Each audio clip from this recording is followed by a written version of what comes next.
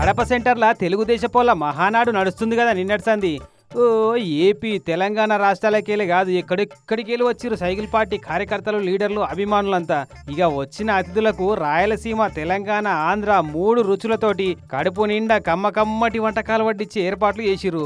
ఆవకాయ కాడికెళ్ళి గోంగూర దాకా, పప్పుచారు కాడికెళ్ళి ప్లెయిన్ బిర్యానీ దాకా, ఉలువచారు, కోడిగుడ్ల రోస్టు, రోటి పచ్చడి, మునక్కాయ టమాటా, బెండకాయ బూంది, ఓ ఇట్లా రోజుకు 20 తీర్ల వంటకాలతోటి మహానాడుకు వచ్చిన తెలుగు తమ్ముళ్ళ కడుపు నింపే రేంజుల వంటకాలు చేసి పెడుతున్నారు. పొద్దుగాల నాస్టలు, పగటిలు భోజనాలు, పొద్దికంగా స్నాక్స్, మళ్ళా రాత్రిపూట భోజనాలు. 3 రోజులు 4 పూటల తిన్నంత తిండి వడ్డిస్తున్నారట. మళ్ళా అన్ని వంటకాలు వండిచ్చేది కట్టెల పొయ్యిల మీదే. గ్యాస్ పొయ్యిల మీద వంట కమ్మగుంటుందో లేదని కట్టెల పొయ్యిలే పెట్టించిరట. ఎమ్మెల్యే చింతమనేని ప్రభాకర్ సార్ అయితే స్వయంగా ఆవకాయ పచ్చడి తయారు చేసిండు.